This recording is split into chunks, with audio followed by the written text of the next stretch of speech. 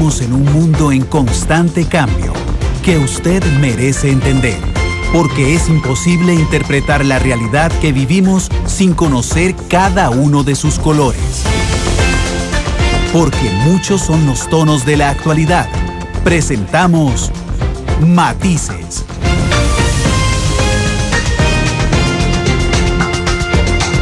Una producción de Noticias Monumental.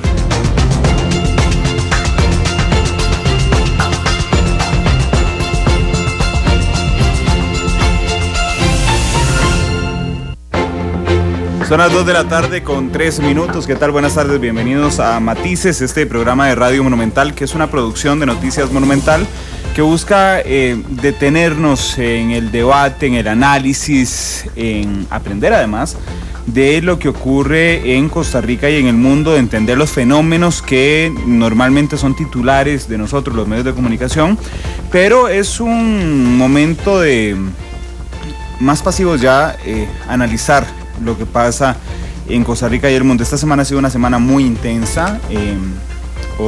Ayer tuvimos el programa especial sobre el Estado Islámico, en el que nos han pedido muchas copias del programa. Está disponible ya para descargarlo por internet, con Sergio Moya, el especialista en Oriente Medio, que estuvo muy interesante.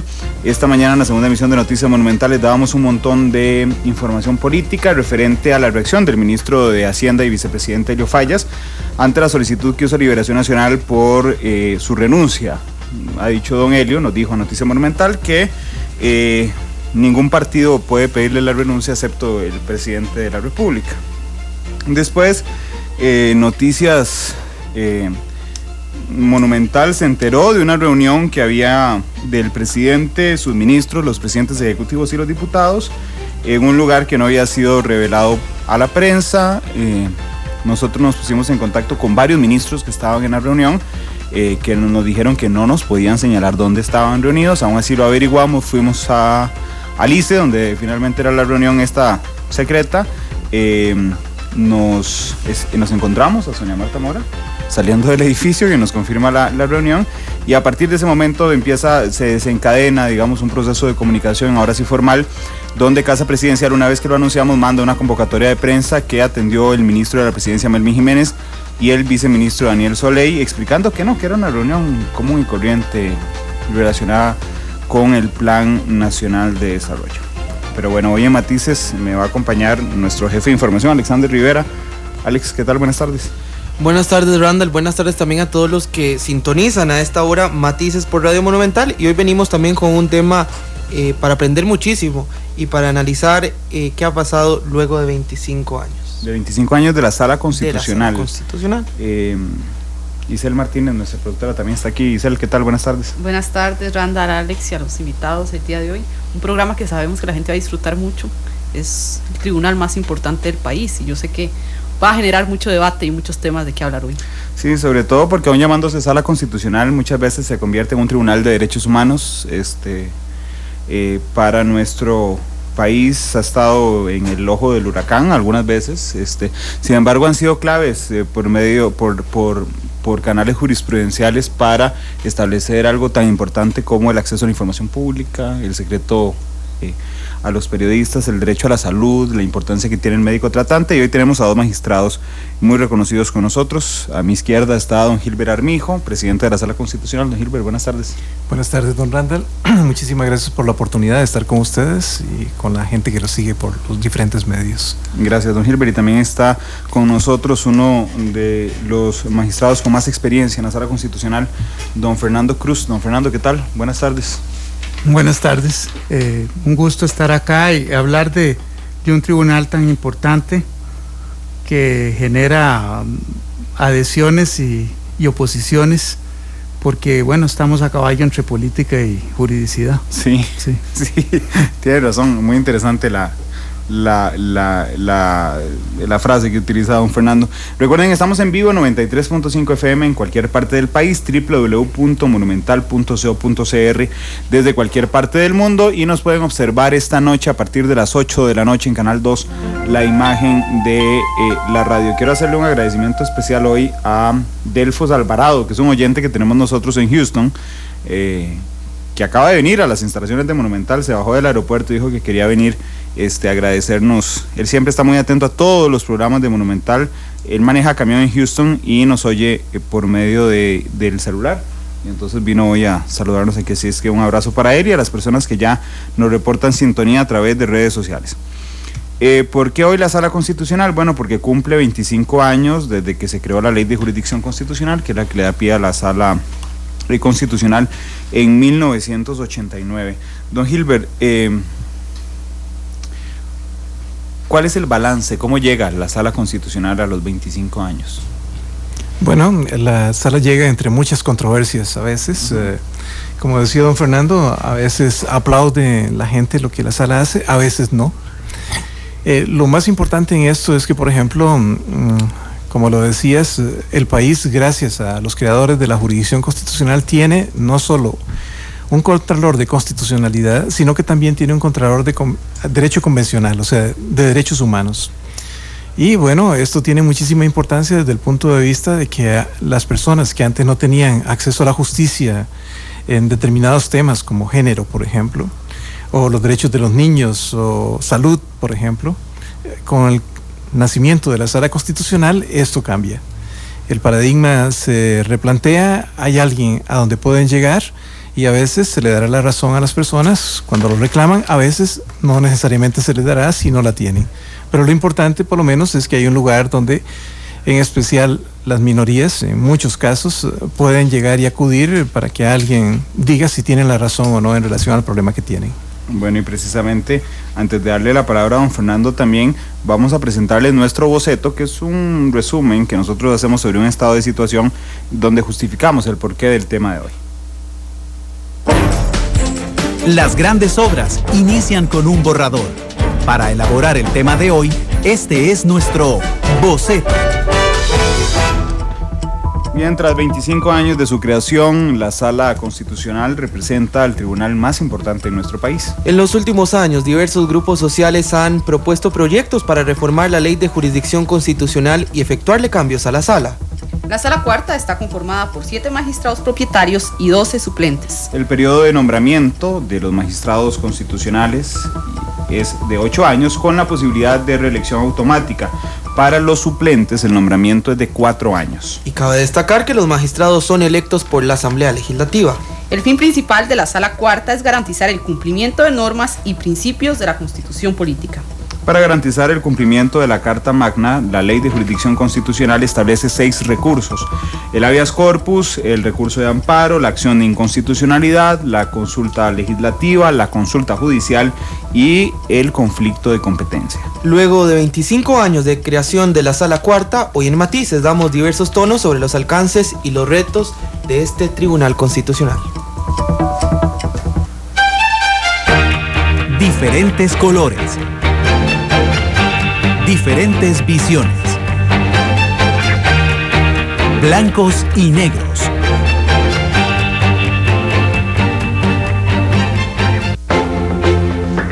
Primer cuarto de siglo de existencia. Me parece que... No, ahí está apagado, ahí está prendido. Muy importante que se haya cumplido los 25 años. Casualmente, cuando estaba pensando en retrospectiva, es evidente que los partidos políticos tienen una crisis muy grande y que el tema ideológico pasó a segundo plano. Pero la Constitución recoge digamos, la convergencia ideológica del país en los últimos 50 años o 60 años. Y el único actor, uno de los actores institucionalmente reconocido para vigilar porque esa convergencia es equilibrada es la Sala. Yo creo que los partidos tenemos ya muchos años en que no hay una posibilidad de cambio en relación a la población, a la ciudadanía. Alguno de los expertos en medio ambiente me decía que el artículo 50 en relación al medio ambiente casi sería impensable actualmente poderlo aprobar. No se ha podido aprobar lo del agua, por ejemplo, como derecho fundamental. Quiere decir que la Sala en una era en que lo ideológico, en el mejor sentido de la palabra, el Estado social, el bienestar de las mayorías, tiene una depresión o una invisibilización, la sala tiene una gran trascendencia. Y también hay que poner mucha atención cuando se quiere hacer reformas de la sala, como por ejemplo la que se planteó por parte de los notables hace unos 2 años, que me parece que no se discutió mucho, pero sí tenía algunos propósitos que era importante dilucidarlos, que no voy a revivir ahora, pero no siempre las reformas tienen una pretensión de fortalecimiento de derechos, sino una forma de neutralizar y darle más poder a unos actores y disminuir a otros. Le hace Procuraduría, Contraloría y Sala Constitucional. Los que controlan la constitucionalidad, el proceso administrativo y la ética pública. Así es. Bueno, son las 2:13, nos está preguntando Josué Román, dice que no nos puede escuchar en este momento porque está en la oficina. Si en la noche va por Canal 2, sí, a las 2 de la tarde. Josué, Weiner dice, los estoy escuchando desde Naranjo, muy interesante el programa de hoy. 2. Sí, ¿y qué dije yo? 2 de la tarde. Ah, no, a las 8 de la noche, perdón, por Canal 2. Casualmente ayer estaba el vicepresidente de la República, Elio Falles, en la Asamblea Legislativa. Y dijo una frase que a mí me llamó mucho la atención. Dijo que él buscaba en algún momento que los jueces, dijo en general, entendieran que el déficit fiscal está... que el derecho a tener una economía sana tenía que meterse como un derecho, y que entonces los jueces a la hora de decidir tuvieran en cuenta el déficit fiscal. Esto a mí me sonó en algún momento se me vino a la mente algunas decisiones de la Sala Constitucional. Por ejemplo, las de salud, donde ustedes le dan prioridad al criterio del médico tratante, ¿verdad? Y han muchas veces, en más de 2.000 recursos, han obligado a la caja a dar un medicamento carísimo, ¿verdad? Para una persona. Y entonces esta reforma me sonó a que, de ahí, si no se puede cumplir porque no hay plata, no se puede cumplir, o no se puede accesar al derecho. Don Gilbert, ¿qué le parece? Usted no puede adelantar criterio, yo aquí tenemos que ser muy cuidadosos a la hora de preguntarle de cosas específicas a usted, Juan Fernando, pero en términos generales, ¿qué le parece? Bueno, hay diferentes alternativas que se han planteado para ver cómo la sala deja de hacer lo que ha venido haciendo.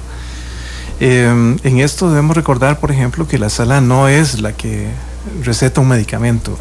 La sala escucha al médico tratante, que es un experto contratado por la Caja del Seguro Social, que se supone que por idoneidad es el mejor que podían contratar para esa determinada función, y que él es el encargado de ver cuál es el mejor medicamento para su paciente.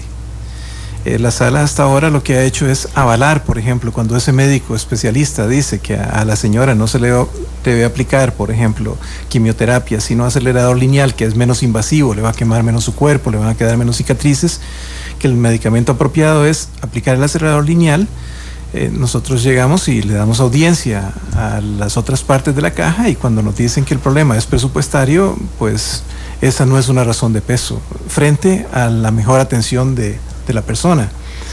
Este tipo de opciones, por ejemplo, son opciones que pueden plantearse en un momento dado, pero implican en última instancia, por ejemplo, una u otra forma de ir cercenándole las competencias a los jueces, por lo menos de la manera en que se han trabajado hasta ahora.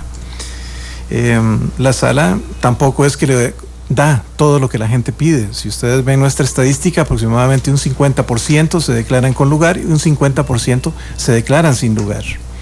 Y yo creo que en eso la sala ha tenido una cierta autocontención. Lo terrible de esto, por ejemplo, es que el Estado a veces no necesariamente encuentra las mejores formas de hacer cumplir lo que debería cumplir. Y resulta que es más fácil acudir a limitarle los derechos a la Sala Constitucional para que no le pueda dar tampoco lo que reclaman los ciudadanos, digamos. Y como le digo, no es que todas las veces se los demos, pero sí hay un gran porcentaje de personas que en este momento, creo, siguen con vida, muchas de ellas, porque acudieron a la Sala Constitucional y a tiempo se les dio el medicamento que ellas requerían. Sí, yo conozco una asociación, una organización que se llama NASOBI, por ejemplo, que es el primer caso de trastuzumab, que es el medicamento para cáncer de mama que una señora presentó para que se le diera a su hija. A su hija se le dio, y entonces hizo esta organización con el fin simplemente de agarrar el recurso de amparo primero, ¿verdad?, y ir adaptándoselo a cada paciente que llegue porque necesita esto. Y han ganado 2.499, porque rechazaron uno, 2.499 casos, don Fernando. Bueno, es que usted puso el tema de lo económico y los derechos. Puede ser que en algún momento la sala tenga que reconocer que la limitación económica no permite reconocer un derecho. Lo que ocurre es que en esos casos la sala se vuelve un testimonio de una asignatura pendiente. Es decir, cuando tenemos que decir no podemos darlo porque el sistema económico no lo tiene, estamos reconociendo que hay un derecho que no se le puede reconocer a alguien por eso. En el ámbito de derechos individuales quizás eso no sea dramático, pero en el ámbito de derechos sociales, de derechos comunitarios, comunales, medio ambiente, tiene una gran trascendencia. Entonces, la sala también es como un semáforo que dice, además del Estado de la Nación, la sala también dice que tenemos una asignatura pendiente de muchos años en el tema social. La cosa es que la sala es vinculante y el Estado de la Nación no. Así es, pero hay veces que la sala, por ejemplo, no puede resolver porque económicamente no es posible darlo, ¿verdad? Como en el tema del hacinamiento carcelario, cuando tenemos que decir siga violándose los derechos durante un plazo, sí, porque hay que reconstruir las cárceles y las cárceles están mal. Yo quería preguntar, don Fernando y don Gilbert, tal vez en estos 25 años, ¿cuál creen ustedes que ha sido el principal aporte de la Sala Constitucional al país? Hay, por ejemplo, yo recuerdo críticas de políticos, justamente lo que ahora usted decía, don Fernando, que de repente quieran con sus proyectos restarle alguna autoridad. Hay políticos que dicen que la sala actúa como Senado, ¿verdad? Cuando detiene alguna ley, como ha pasado con la ley de tránsito, como ha pasado en varias ocasiones. ¿Cuál es el principal aporte en estos 25? Fiscal. Con el plan fiscal, por ejemplo, se me pasaba. En estos 25 años, ¿cuál ha sido el principal aporte de la sala? ¿Y cuál ha sido un voto que por lo menos a ustedes en lo personal lo guarden, y tal vez no por trascendente, sino por el impacto social que ha tenido, como lo mencionaban? Don Gilbert. Bueno, desde mi punto de vista, yo lo he dicho acá y lo he dicho afuera, el principal aporte que tiene la creación de la Sala Constitucional es que le dio la posibilidad al ciudadano de a pie de poder acudir a un tribunal y que lo escuche. Y que lo escuche sin necesidad de tener de intermediario un abogado, y que lo escuche sin necesidad de pagar adicionalmente, sino simplemente que lo escuche, la persona presenta su escrito y ya. Para mí, por ejemplo, esto es realmente excepcional en Costa Rica, por ejemplo. Creo que dentro de unos años de esto quizás será de lo que más se hable, como se habla ahora, por ejemplo, de lo que representó el acceso a la educación en un momento dado, hace muchísimo tiempo, o el derecho al sufragio para las mujeres, digamos. ¿Por qué es importantísimo? Bueno, porque la gente al fin tiene un lugar donde puede llegar y reclamar cosas que son realmente importantes. Para mí, por ejemplo, tuvo muchísima importancia, y en lo personal a mí me llegó muchísimo el caso de una persona que trabajaba para una multinacional, casi 30 años de trabajar ahí siendo un trabajador destacado, y de un pronto a otro le aparece un cáncer en todo su cuerpo. Por accidente en la compañía se enteran de que él tiene cáncer e inmediatamente lo despiden, pagándole todos los extremos laborales.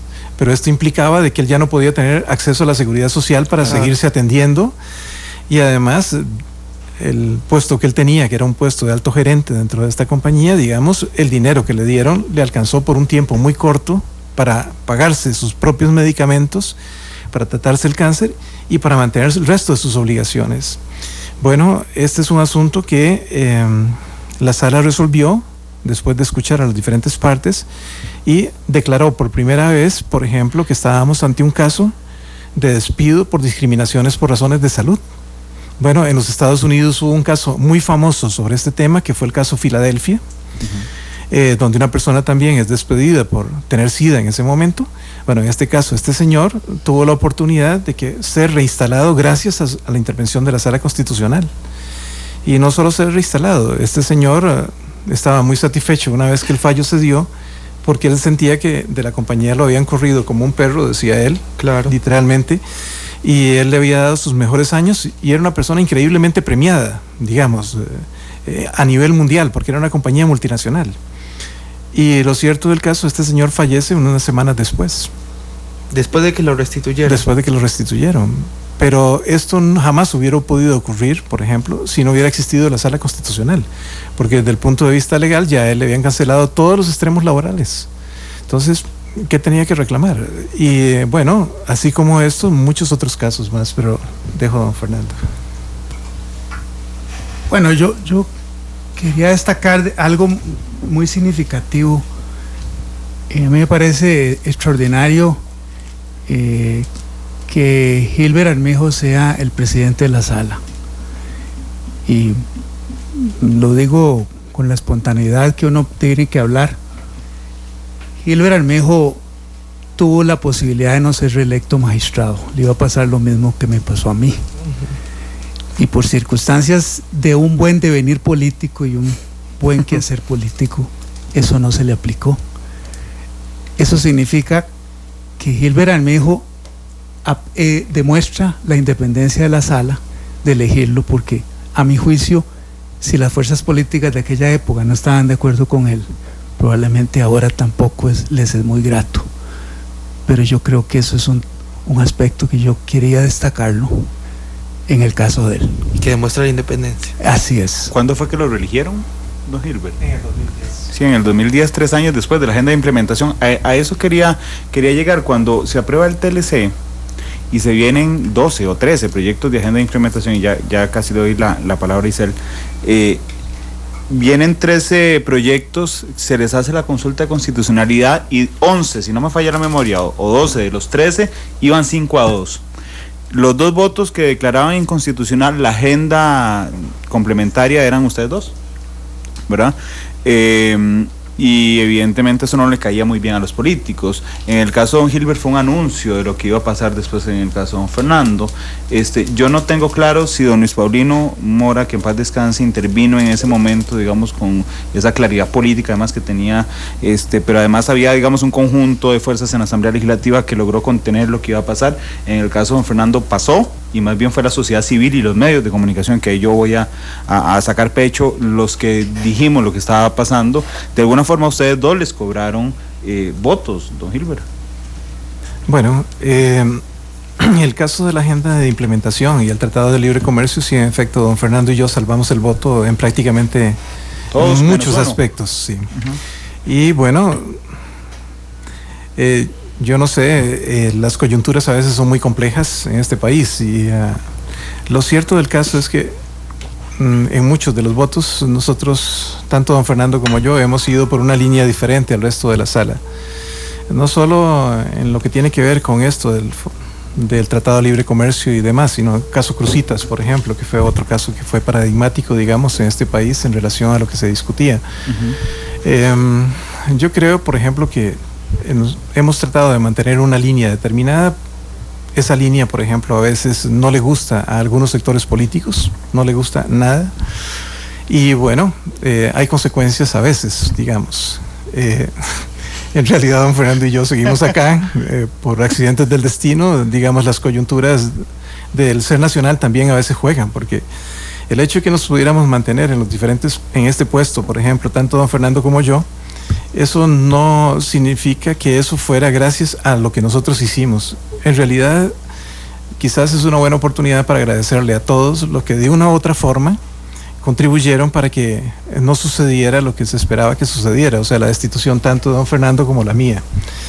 Y le digo que mucha gente, porque hay mucha gente que uno ni siquiera conoce y que por una u otra razón le da seguimiento a lo que estamos haciendo en la sala constitucional, para sorpresa de nosotros mismos a veces, porque nosotros discutimos los temas en la sala y a veces los discutimos muy apasionadamente, pero somos jueces y normalmente vemos el punto de vista jurídico, decidimos qué es lo que creemos correcto y ya. Pero a veces nos sorprende cuánta gente hay dándole seguimiento a lo que se hace. Y bueno, alguna de esta gente que ha estado de acuerdo con las posiciones que tanto don Fernando como yo hemos defendido en determinados momentos, creo que ellos jugaron un factor de contrapeso muy importante, por ejemplo, para que no se concretara lo que era una crónica de una muerte anunciada en el caso mío, y se logró concretar luego con don Fernando, pero la sociedad civil se encargó de volverlo a su lugar. No, y los votos salvados, ¿qué significa? 2, 3 votos salvados, 2, 3 magistrados, que hay 2 formas de interpretar la Constitución. Sí. Y entonces, como vivimos una era de uniformidad y de pensamiento único, hay algunos sectores que les molesta que haya disidencias aún dentro de la sala constitucional. Y claro, esto es producto de que hay a veces como una pretensión unilateral o unidimensional de dirigir el país. ¿Eso qué significa entonces? Que la sala, cuando yo dije que estábamos a caballo entre lo jurisdiccional y lo político, tiene mucha trascendencia política. Entonces, por eso también, cuando se va a elegir magistrados de la sala, se dura muchísimo, cada vez ha durado más, dependiendo de los consensos en la asamblea. Y muchas veces lo que se quiere saber es qué piensa el magistrado de la Constitución, para poder asegurarse que la orientación no vaya a ser un desaguisado con una determinada percepción de lo que debe ser la Constitución. Y usted me preguntó de un fallo. Sí, eso es lo que le estaba comentando. Hay un fallo que a mí siempre me pareció extraordinario, es un fallo irritante. Es cuando declaramos con lugar una violación al debido proceso por la destitución de la Junta del Sindicato del Atlántico, cuando estaban exactamente, que quedó 4-3. Sé que eso irritó mucho y al pobre don Luis Paulino Mora lo cuestionaron mucho por haber votado con la mayoría. Eso fue reconocer debido proceso también en casos en que había una discusión muy grande, el tema del nuevo puerto, pero que aunque fuera de por medio ese problema, habían ciudadanos que tenían derecho a hacerles reconocido el debido proceso. Pero para muchos sectores, esos ciudadanos, por ser sindicalistas, no tenían derecho a un debido proceso. ¿Qué manejo o cómo se debería dar el manejo a la sala para que esa línea delgada de la que ustedes hablan no haga caer un juego político que normalmente podría pasar? En realidad, por ejemplo, hay decisiones del mundo político que deberían ser decididas en el mundo político, no en la sala constitucional. Normalmente nosotros, cuando entramos a revisar algunas de las decisiones de los señores diputados, es porque siempre 10 diputados nos llevan el problema a nosotros. Sí.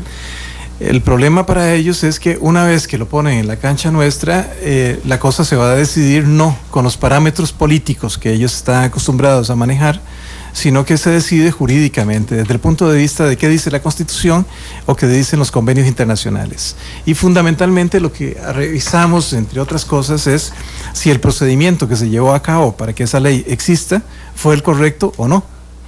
Desde luego, por ejemplo, eso genera mucha crispación, porque cuando hay algo esencial, digamos el plan fiscal del gobierno de doña Laura, bueno, la sala lo discutió, habíamos varios magistrados que reiteradamente hemos votado de una forma, en relación al 208 bis, que es un procedimiento abreviadísimo, rapidísimo, que casi no deja ni respirar el proyecto, entra y salió. Sí. Bueno, hay 3 magistrados que siempre habíamos dicho en ese momento histórico, esto es inconstitucional porque afecta a las minorías. Sin embargo, el plan fiscal lo someten por una vía donde ya 3 magistrados reiteradamente decíamos que eso no se podía. ¿Qué eran usted, don Fernando, ahí?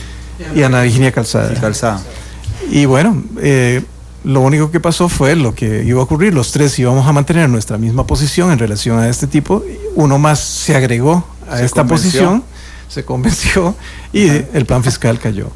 Pero lo que le quiero decir es que, por ejemplo, es una decisión, los políticos creo que a veces les crispa mucho el espíritu que nosotros resolvamos de una forma no complaciente con relación a lo que ellos tienen expectativas, pero tal vez lo que deberían entender es que, bueno, desde el momento en que se lleva a la sala se va a resolver desde un punto de vista que no es exactamente el que ellos están acostumbrados, y deberían pensar si quieren llevar eso a la sala.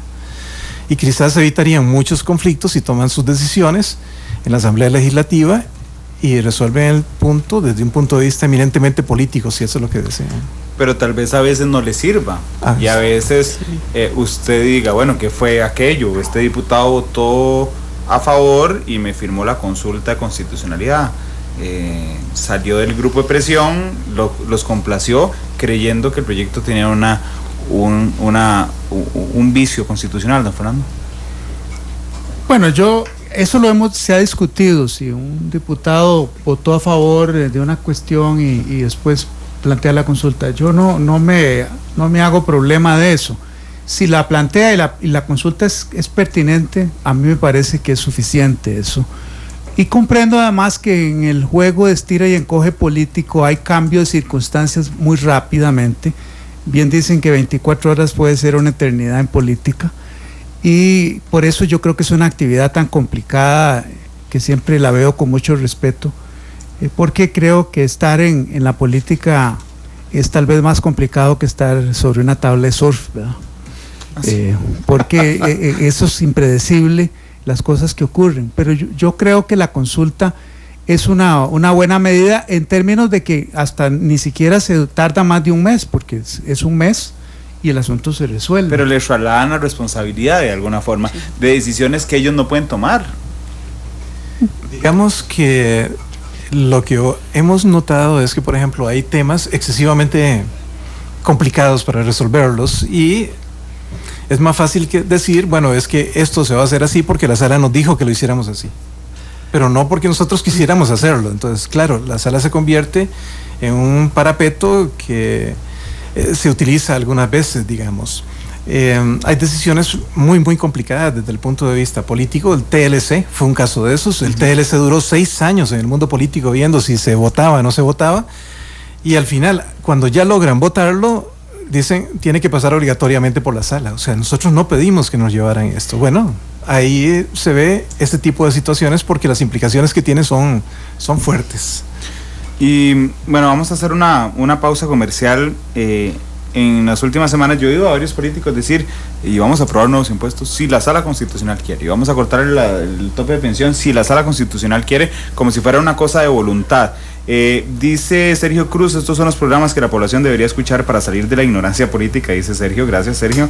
Dice Roberto Fernández, díganlo con claridad, el PAC y el Frente Amplio han defendido a Cruz y Armijo, y esos son sectores políticos. Dice Tatiana Blandón, que es médica, dice, recursos ante la sala cuarta en favor de pacientes hace que estos se adelanten a otros en las listas de espera, afectando a los usuarios.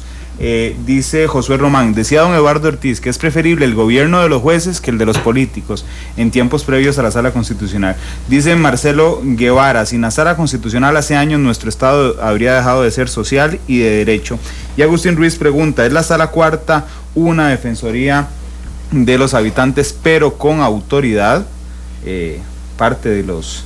Y sabe que también nos dice Barba, señor, le dice a los magistrados que quiten la restricción, me causan usar rutas alternas todos los lunes. Esto es porque ayer 2 diputados presentaron un recurso de amparo, pero eso no es uno de los temas que no les podemos preguntar hoy. Okay. Son las 2:35. Vamos a la pausa. De última hora, ISIS acaba de publicar un nuevo video decapitando al trabajador inglés Alan Henning, que habían ellos anunciado iban a decapitar. En este mismo video, que es igual de sangriento que el resto de los videos que ha publicado ISIS, amenazan ya con la decapitación de un funcionario estadounidense secuestrado también en Siria. Y bueno, ahí está el tema. 2:36, vamos a la pausa, regresamos.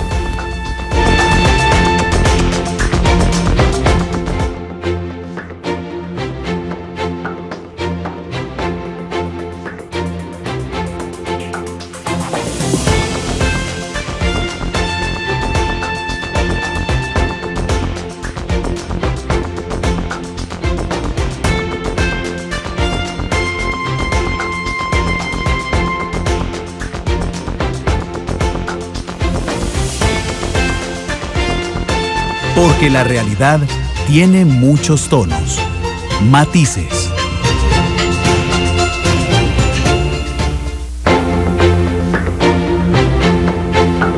Son las 2:39. 2:39 en la tarde, estamos hablando del aniversario de la Sala Constitucional. 25 años cumple la Sala Cuarta desde 1989 con la Ley de Jurisdicción Constitucional. Les damos a conocer de última hora internacionalmente que ISIS, el Estado Islámico, ha publicado un nuevo video donde decapita a un ciudadano inglés, amenaza con decapitar a un ciudadano estadounidense. Ayer que aprendimos tanto con don Sergio Moya sobre este tema, precisamente ISIS ha usado la mercadotecnia de publicar por medio de videos lo que pasa en muchas regiones del mundo, pero donde no hay cámaras. Y esto, por supuesto, nos genera una rabia enorme a todos. Pero bueno, hoy hablamos de la Sala Constitucional. Dice Adolfo, que es estudiante de Derecho, nos está escuchando. Me interesa mucho el tema de hoy, al haber 2 magistrados de la Sala Cuarta. Creo que hoy tiene clases en la noche, porque todos los viernes aprovecha los temas para llevarlo a la clase de Derecho.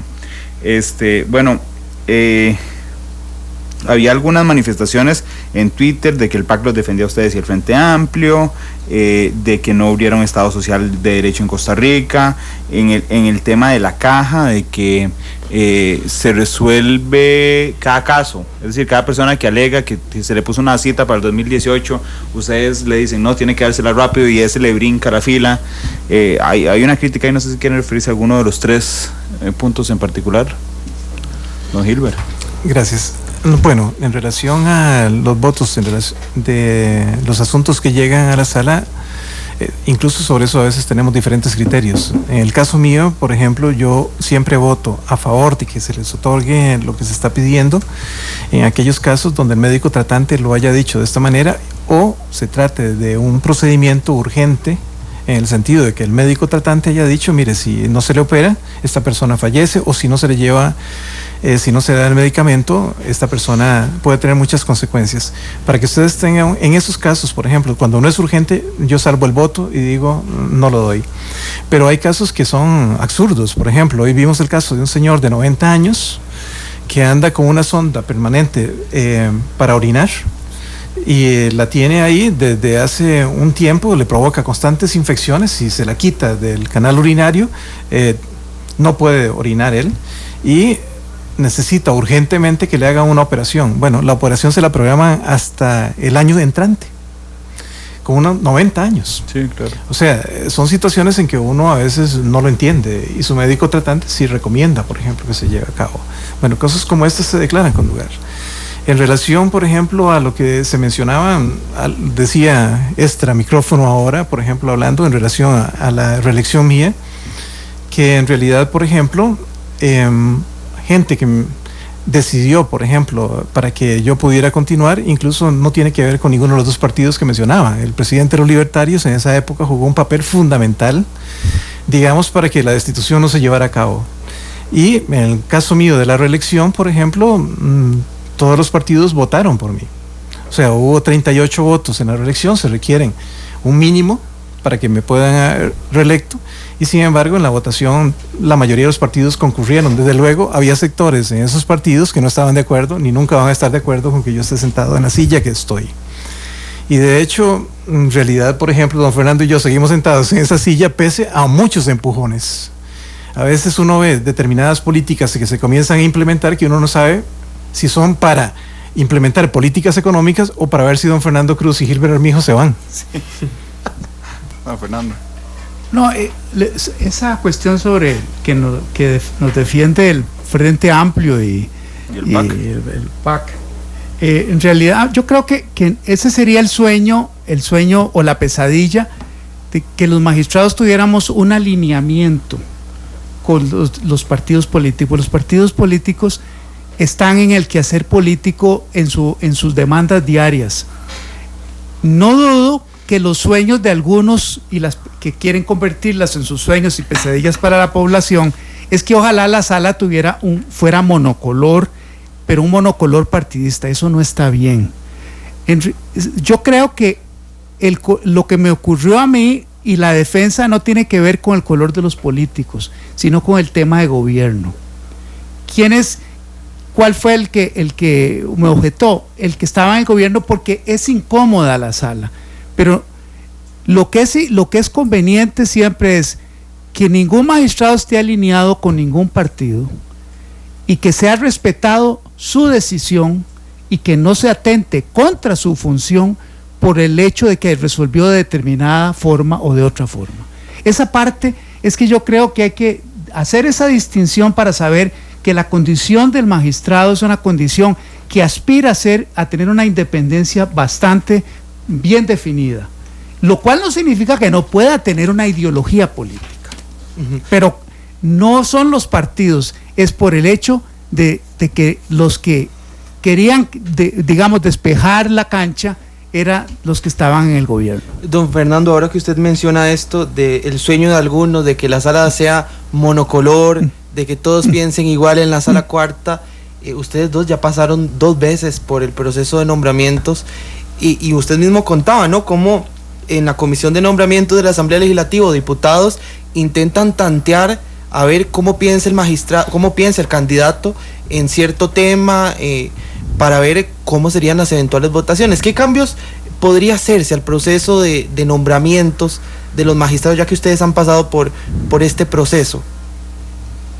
Yo veo que pocos. Esto es un tema de autocontención. En el ejercicio de poder es importante que sea quien sea, tanto magistrado como diputado, tenga conciencia de la autocontención. Por ejemplo, que yo cite a un candidato a una reunión privada para hacerle preguntas comprometedoras. Eso es autocontención. Es decir, no basta que lo lleven a una comisión para preguntarle con una gran transparencia. No, sería una mala práctica que lo lleven a una reunión privada para hablarle en otros términos. Y también una mala práctica que el candidato se deje seducir por esas preguntas. ¿Y los candidatos que salen después de la manga, debajo de la manga, sin pasar por el proceso? Eso no tengo idea, pero sí me parece que hay un tema importante, que es que de alguna forma siempre tenga importancia el haber pasado por el tamiz de una evaluación. Debo señalar, para que no me vayan a decir, que en la elección del 2004 yo no pasé por ese proceso. Lo que ocurre es que yo ya había pasado en el 2002 y había quedado en segundo lugar en la terna. Fue cuando eligieron al magistrado Ginesta. Entonces la regla que pusieron fue que si ya yo había estado en esa misma legislatura, entonces lo volviera a pasar.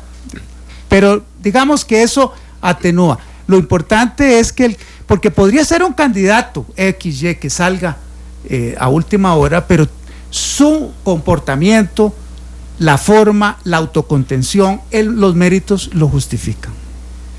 Yo creo que hay algo importante que merece destacarse también en estos 25 años. Por ejemplo, yo llegué en 1996 como magistrado suplente y prácticamente estuve hasta que me nombraron, porque estaba en lugar de don Luis Paulino. Entonces 6 meses estaba yo, 6 meses estaba doña Susana, digamos.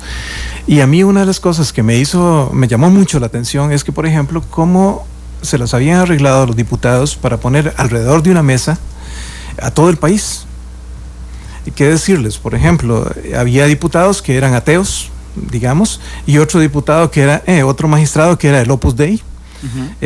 Don Rodolfo Pisa, por ejemplo, una persona muy creyente. Don Carlos Salguedas tenía una posición muy definida con respecto a sus puntos, pero resulta que esas eran 2 posiciones que se reflejan en el país, pero además alrededor de la mesa habían muchas otras más.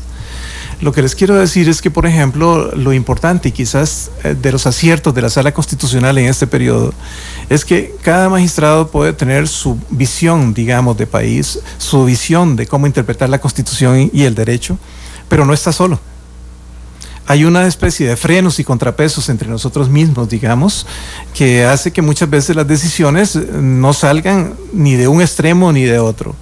El problema, quizás para algunos que sueñan con mantener el control sobre la Sala Constitucional, es cómo arreglárselas para que lleguen solo los de su línea de pensamiento, sí, digamos. Hasta ahora yo creo, por ejemplo, que eso no es así. Quizás por eso a veces, como dice don Fernando Cruz, los votos disidentes molestan tanto, porque es un recordatorio de que no necesariamente es el único punto de vista, y a veces coincide también con lo que piensa la gente en la calle sobre qué era lo que debió haberse hecho en el caso concreto, más que de imponer un determinado punto de vista. Pero bueno, en realidad, por ejemplo, hay muchos métodos de elección. Dentro de los métodos de elección que hay, el nuestro con las cláusulas que tiene para que no se pueda destituir tan fácilmente al magistrado, es una garantía que entre más tiempo pasa, el magistrado, por ejemplo, es más libre y más independiente, digamos. Pero en última instancia, como dice don Fernando, esto es cuestión de personalidad. Es definir qué es lo que uno es como persona, qué es lo que quiere para este país y qué es importante en relación a los próximos 50 años, en relación a lo que discutamos. Todos nosotros nada más somos funcionarios públicos que estamos transitoriamente en los puestos. Pero el país yo creo que es para mucho tiempo y bueno, si este país va por mal camino, yo igual que muchos otros no tendremos más que quedarnos aquí y aguantarnos. Hay otra gente que puede irse para otros lugares y no hay problema. Desde ese punto de vista es importantísimo, por ejemplo, tanto que la sociedad civil como los que eligen tengan conciencia de que muchas veces, por ejemplo, hay algo más en juego que una simple elección de un magistrado. ¿Ustedes creen que la sociedad civil tiene la noción de la importancia de la sala constitucional para el país? En realidad, por ejemplo, hay un sector de la población, nosotros tenemos una enorme ventaja, tenemos una enorme cantidad de gente educada. Y esto permite, por ejemplo, que esta gente que se ha educado venga de los estratos sociales que venga. Eso permite juzgar con mejor criterio, digamos, lo que es la sala constitucional. Desde luego, hay muchísima gente también de que no tiene muy claro lo que significa la sala constitucional.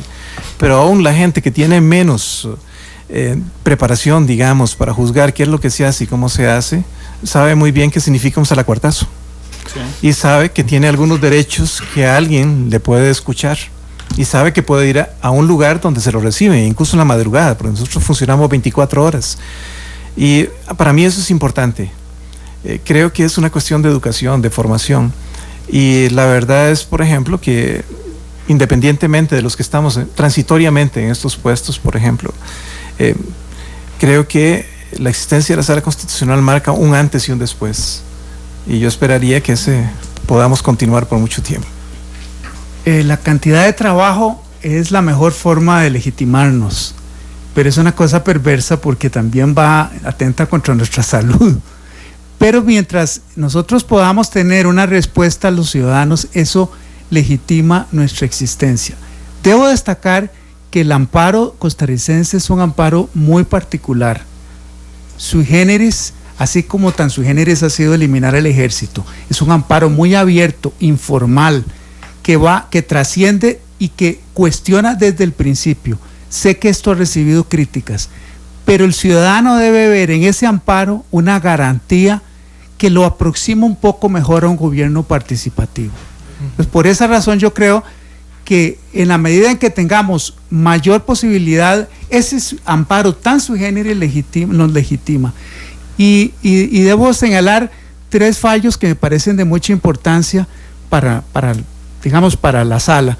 Uno ha sido uno que instruyó doña Nancy Hernández sobre el tema de los abusos de las personas privadas de libertad. El segundo es un fallo muy importante de don Ernesto Ginesta protegiendo el medio ambiente y el agua en la zona norte de Heredia. Le señaló a la sala una vocación de medio ambiente. Y un tercera, también de medio ambiente, que sigue siendo un tema muy importante, que instruyó don Paul Rueda sobre el tema de las redes de arrastre, que es un tema, ahí están una gran cantidad de problemas entre desarrollo, equidad y desarrollo sostenible. Es interesantísimo ese fallo, no voy a entrar en detalles, pero vean cómo la sala muchas veces ve casos pequeños de gran trascendencia y casos grandes de gran trascendencia política y económica. A mí, cuando un extranjero me pregunta sobre nuestro Tribunal Constitucional, yo le pongo algunos ejemplos. Un estudiante le ganó un recurso de amparo a la presidenta de la República. Joel Araya, que en paz descanse, presentó un recurso de amparo que se le declaró con lugar, escrito si no me falla la memoria, en un papel de estos con los que envuelven pan y hacen bolsas, el líder del secuestro de una reforma por abusos en la reforma. Los recursos de amparo se presentan en servilletas, se reciben 24 horas y la carga de la prueba está, y si no me corrigen ustedes por favor, del lado del recurrido. Es decir, la persona que llega y señala una violación a un derecho fundamental, el otro es el que tiene que probar que no le violó el derecho, al contrario a lo que pasa, por supuesto, en el ámbito penal que conoce muy bien don Fernando.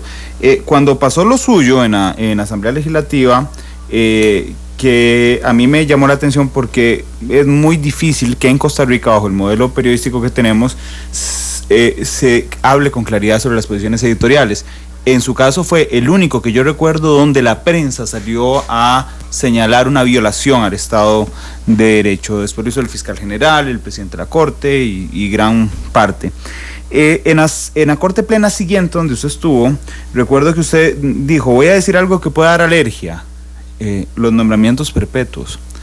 ¿Qué piensan ustedes de los nombramientos perpetuos, tomando en consideración que ustedes tienen que ir a jugársela? O sea, es muy tentador tener como grupo de poder un magistrado en una sala cuarta, súper tentador. Creo que es, después de presidente, lo más tentador. Y entonces tienen que ir una vez a la comisión de nombramientos, se presentan sus atestados, logran el apoyo político y son magistrados. Si fueran magistrados perpetuos, que solo se les pueda despedir por una falta administrativa grave en la Corte, ¿qué piensan de esto? Porque esto lo libraría de compromisos políticos cada 8 años. Compromisos políticos en el buen sentido de la palabra, de ir a defender sus votos, de que les cobren sus posiciones, nombramientos perpetuos, don Fernando.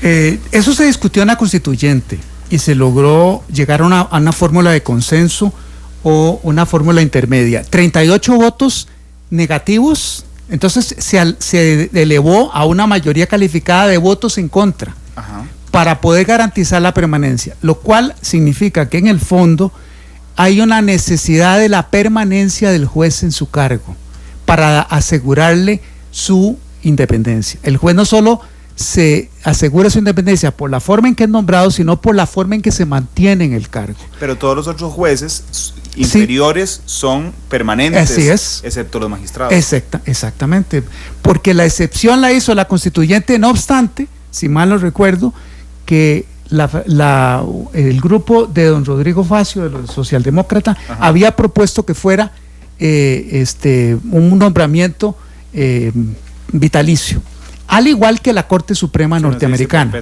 Exacto. Sí, un nombramiento vitalicio. Exacto. Don Gilbert. Bueno, este tema que tiene que ver con cómo se nombran a los magistrados es un tema que es muy polémico aquí y en todos los países, digamos.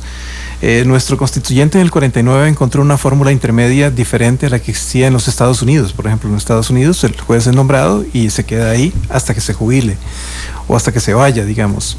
En el caso nuestro se requirió, una posición diferente para ser nombrado magistrado de la Sala Constitucional. Por eso dura tanto el proceso de nombramiento.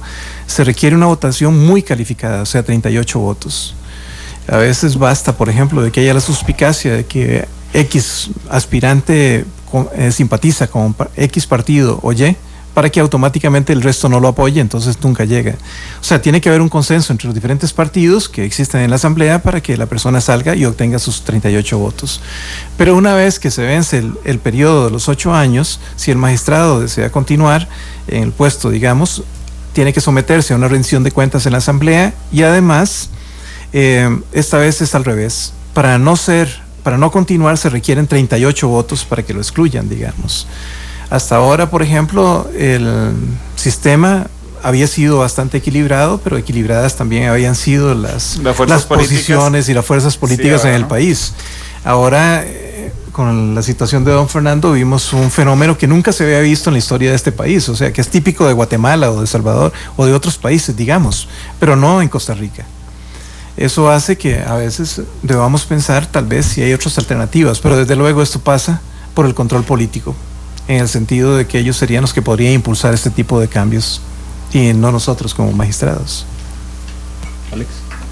No, básicamente, ahora que mencionaba usted, don Fernando, el tema de cómo trabajan los magistrados, ¿no? A veces son jornadas extensas, me imagino que acumulan muchísimo trabajo fines de semana también, como reciben los recursos de amparo en servilletas, como decía, en todas las formas. En cuanto al tiempo de de resolución. Tal vez ha habido un poco de críticas precisamente por ese exceso en el trabajo, es que muchas veces no se le puede dar una respuesta pronta. Aunque resuelven dos casos por hora. Exactamente, más bien en ese punto quería ahondar. En cuanto a las respuestas en este momento, ¿cómo podría mejorar la sala constitucional? ¿O dónde podríamos ver nosotros esos puntos para que sea una sala constitucional con mejor capacidad de respuesta? Bueno, es que aquí es una cuestión muy extraña. Si resolvemos muy rápido, ¿cómo es que pueden resolver tanto? Y si no resolviéramos, entonces sí que es raro, qué inútiles que son, que no resuelven. Entonces, es decir, si lanzartas pierdes y si no también. Estamos resolviendo bastante, pero claro que don Gilbert tendrá mejores argumentos y criterios o datos que yo. Pero sí me parece que una necesidad es que nosotros podamos constituir en algún momento un tribunal de amparos, de garantía, de amparo para las garantías fundamentales, para que la sala module qué conoce ese tribunal y qué nos reservaríamos nosotros para poder racionalizar mejor el trabajo.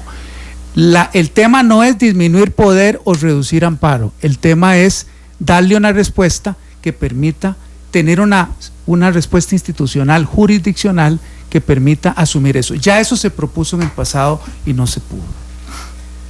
Sí, sobre esto yo más bien debería decir otra cosa. Por ejemplo, quizá la sala es uno de los tribunales más eficientes del país.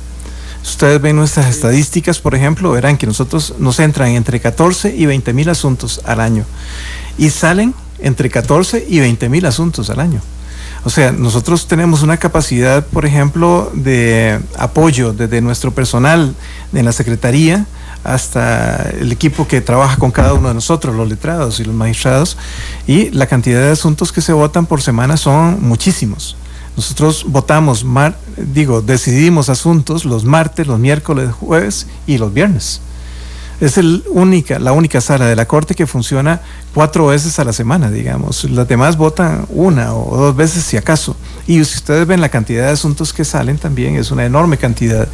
Tienen prioridad, desde luego, el habeas corpus, que dura aproximadamente entre 5 y 15 días a lo sumo.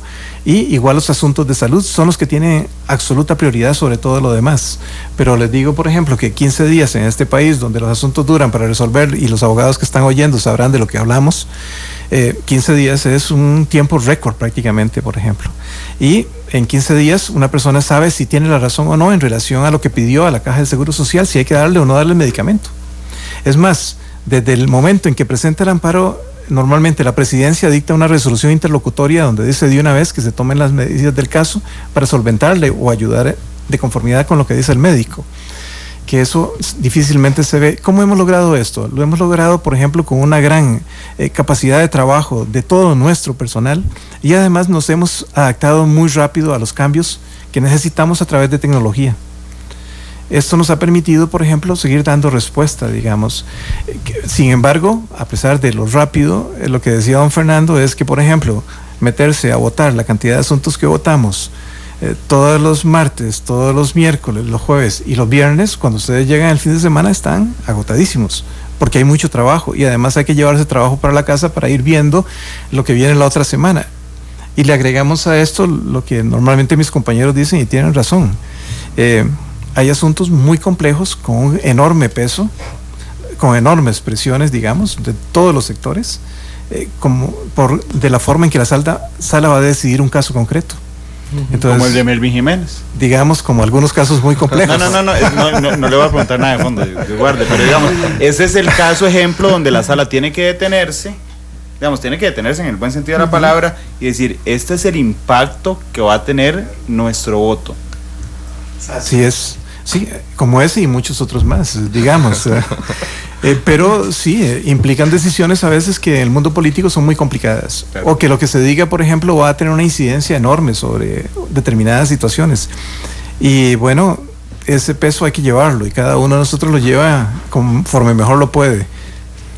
Don Gilbert, evidentemente, digamos, los magistrados leen los periódicos, los magistrados escuchan las noticias, duermen también, ven los noticiarios. Son extraterrestres. No, exactamente. Sí. ¿Qué tanto incide la presión mediática en los casos que ustedes tienen que votar? Le confieso algo, casi no diga digamos, que no oye radio, no diga que no oye radio. No, sí los oigo, no, yo oigo mucho, pero no me tiene un efecto mínimo en mi caso, y sé que los compañeros y compañeras igual.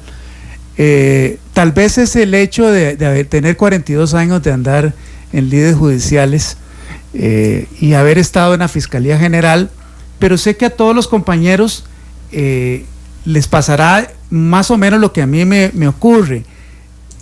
Si hay algo que no me gusta es sentirme presionado, no me gusta, y entonces evito sentirme presionado. Es decir, yo creo que uno tiene que resolver hasta donde le sea posible con la mayor independencia. Eso es lo que espera la población de uno. Por supuesto que los medios tienen un efecto complicado, porque por ejemplo hacen una corriente de opinión y el magistrado se puede, o magistrada se puede ver compelido a decir voy a ir a contravía de lo que la mayoría cree. Bueno, casualmente en el plano teórico siempre se dice que los jueces somos contramayoritarios, no resolvemos al ruido de la corriente. No es fácil, es un asunto complicado, pero es una de esas cosas que uno de esos valores que uno debe tener muy claro. Y alguna vez lo dije y sé que no gustó, a propósito de quién lo nombra uno. Hay una virtud del juez. El juez tiene que olvidarse quién favoreció su nombramiento. Quiere decir que el juez, dicho en términos ético-morales, para ponerlo en caricatura, es ingrato. Si no, no es independiente. Por eso don Gilbert no se acuerda del presidente de la comisión que lo nombra a él, Isabel. ¿Cómo hacer o cómo valoran ustedes el contexto actual que se está dando últimamente? Han surgido muchas noticias que han incluido o que han metido mediáticamente a la Sala Constitucional. En este contexto, ¿cómo mantener a la Sala Constitucional por encima del bien y el mal, que es como se percibe desde afuera? Bueno, en realidad de lo que se trata es que siempre hay como periodos del año que son un poco más complejos. Hay más cosas, más coyunturas que están dando vuelta. La ventaja, por ejemplo, de ser juez, y como decía don Fernando, de tener mucho tiempo de estar en esto, es que uno no es la primera vez que ve este tipo de problemas. Y los jueces normalmente nos entrenamos para tratar de resolver los casos de acuerdo a lo que jurídicamente procede. Para ponerlo en términos muy simples, para que la gente lo entienda, es darle la razón al que la tiene y al que no la tiene no. Entonces, ¿qué es lo que hace un juez con un expediente? Bueno, le llega, analiza, escucha lo que dice la persona que dice que le afectaron sus derechos y ve si efectivamente tiene la razón, contrastándola con lo que dice el que supuestamente lo agredió, que va a decir que nunca lo agredió ni le hizo nada. Bueno, en realidad el trabajo de juez, por lo menos para mí, es relativamente sencillo. Yo simplemente veo quién tiene la razón y se la doy, y me voy para mi casa y duermo en paz. Y entonces, estando yo en paz, lo demás no me afecta tanto, digamos. Pero sin embargo, sí es muy complejo, digamos. El trabajo llega un momento en que es cansado. Y bueno, desde luego, por ejemplo, uno trata de hacer lo mejor que puede dentro de las circunstancias. Puede ser que a veces se equivoque, pero prefiero equivocarme de buena fe. Pero además ustedes, igual que todos los seres humanos, son una formación cultural, ¿verdad? Tienen religión, algunos, inclusive en la sala actual hay algunos que no tienen, o uno que no tiene en particular, pero hay algunos que tienen. Ustedes tienen religiones distintas, tienen ideologías distintas, tienen situaciones familiares distintas, cuando se tienen que detener, don Gilbert, a analizar un tema país como, insisto, dice Adolfo que él es el estudiante de Derecho, que él sí quiere saber cómo está lo de Melvin, pero no le puedo preguntar, así que lo siento, Adolfo.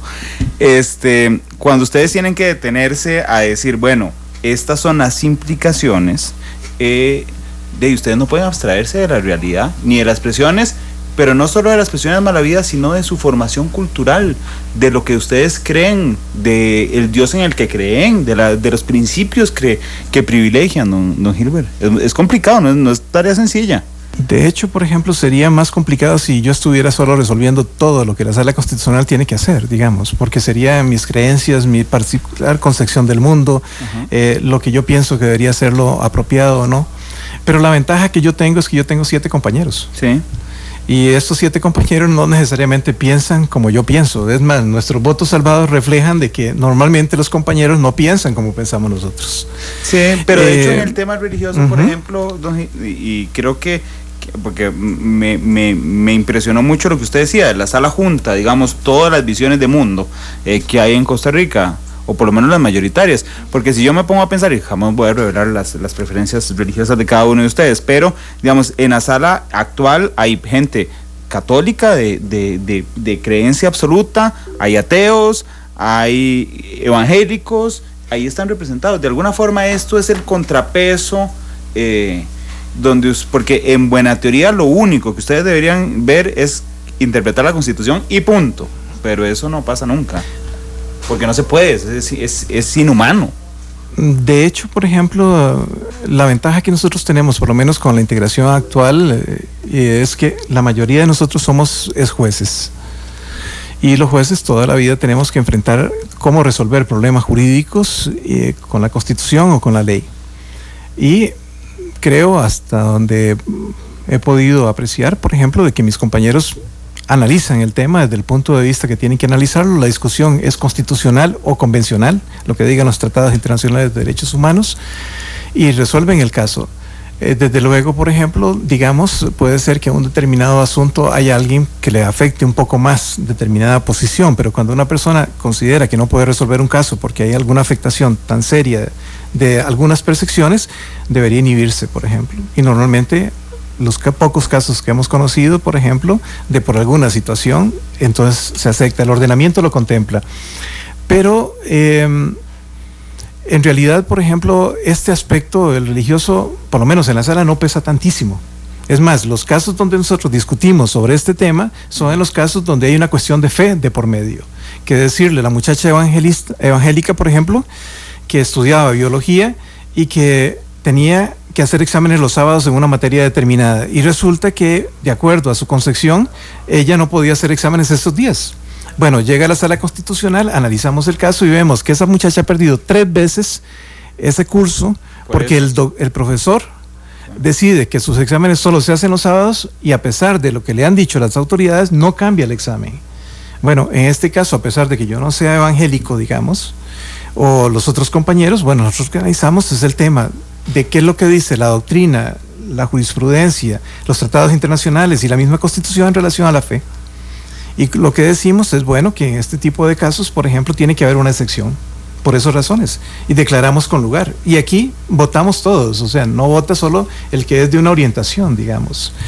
Y yo creo que esto nos ha permitido, ciertamente, este es un aspecto que desde fuera puede verse muy fuerte, pero en el caso nuestro yo no lo siento como que sea tan de peso, digamos, por lo menos en lo que resolvemos todos los días.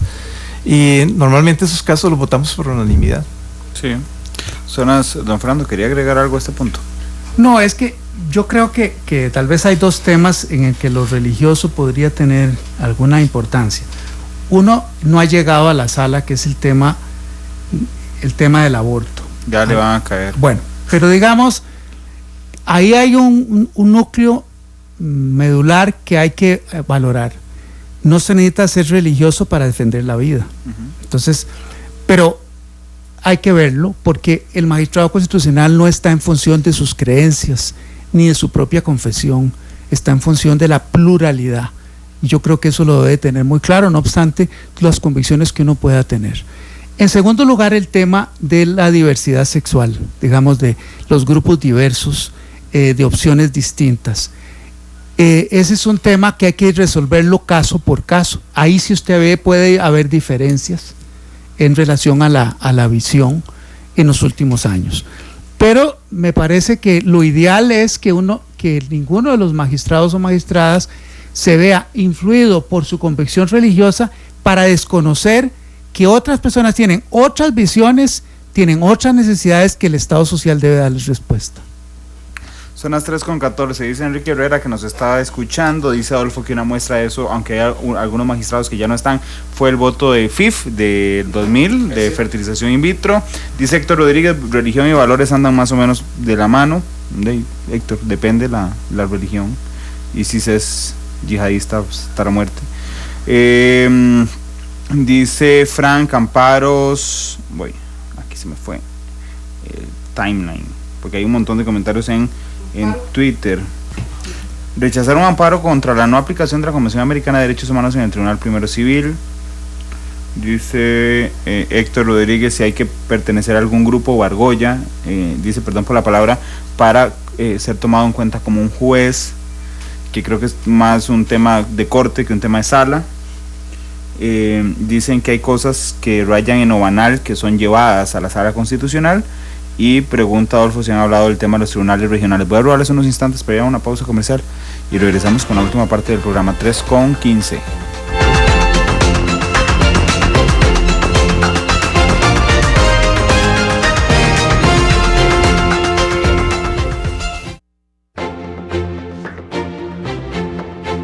De vistas se mezclan. Llegamos a las conclusiones en nuestro arte final.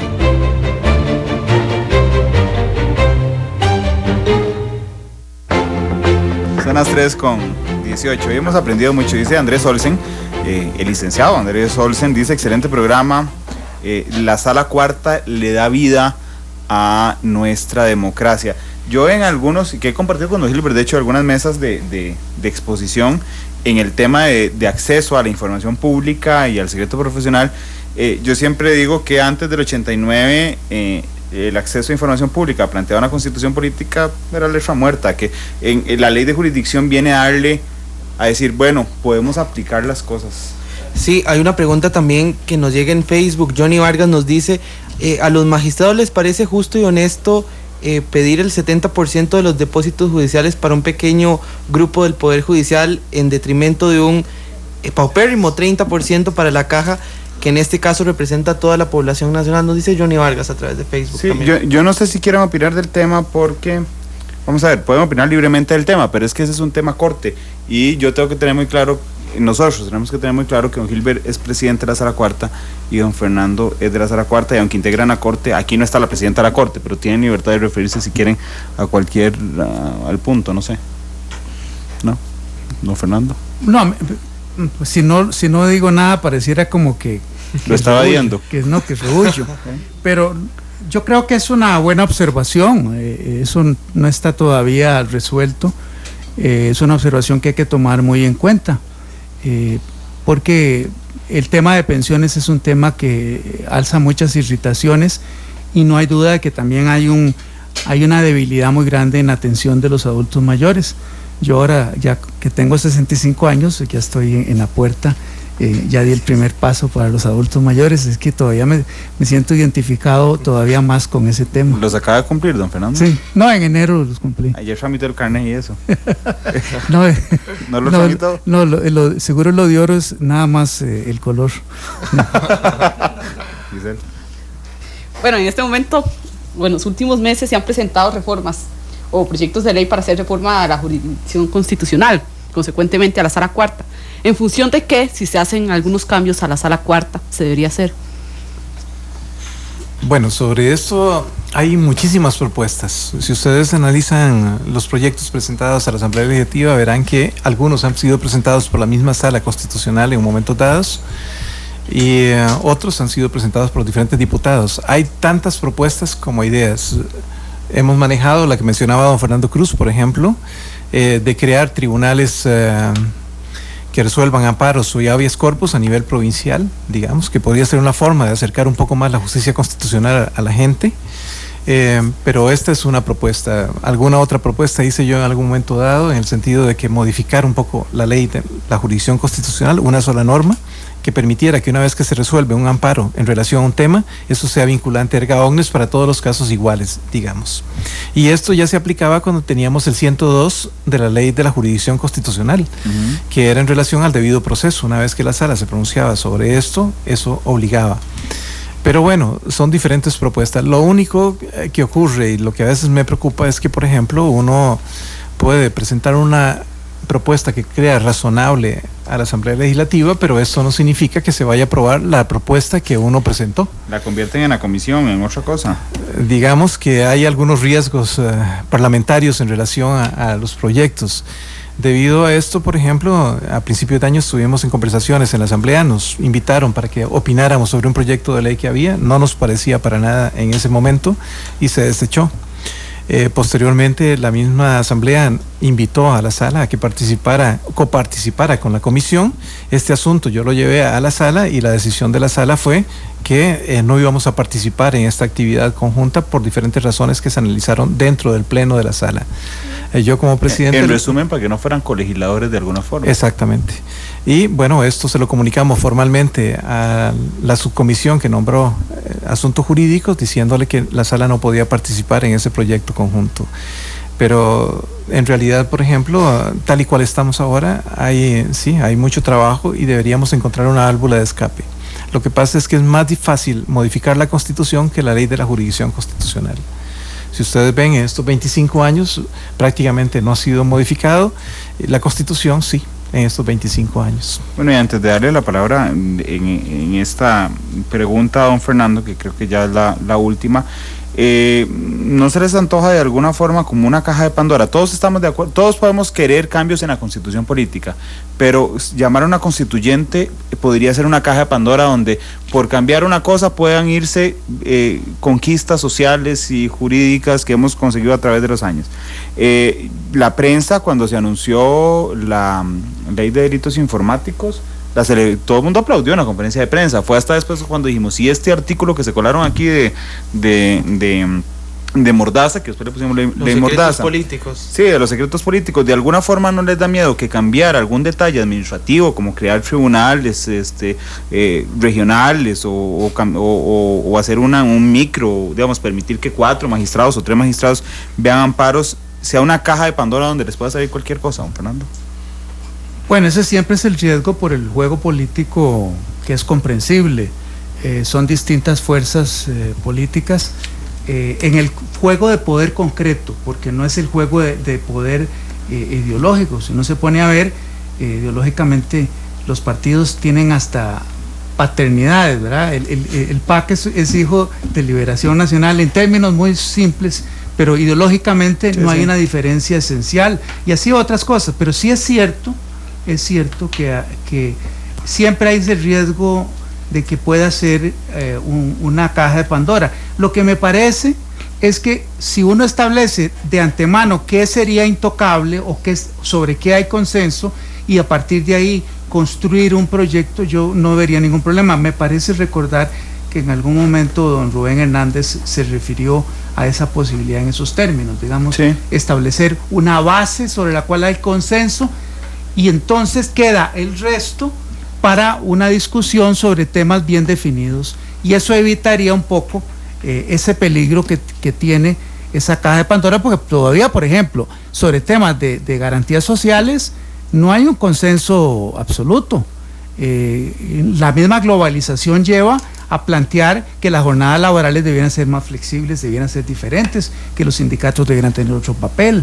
Entonces el asunto no es tan pacífico, a pesar de que eso ocurrió en el 43. En 1943, cuando hemos olvidado que hubo una convergencia del calderonista, de la Iglesia Católica y del Partido Comunista. Sí, efectivamente. De manera que hemos tenido páginas de historia en que ideológicamente la izquierda ha tenido una convergencia con un centro izquierda a propósito del Estado Social. Sí, claro, pero además la legislación está basada, de la Constitución Política del 49, está basada en un momento donde las fuerzas políticas eran absolutamente diferentes, igual que las ideologías. Yo estoy seguro que hace 60 años le hubieran preguntado a alguien si un presidente hubiera llegado al poder con el 70% de los votos, era impensable. Hoy es una realidad. O que hay, ¿cuántos partidos hay en la Asamblea?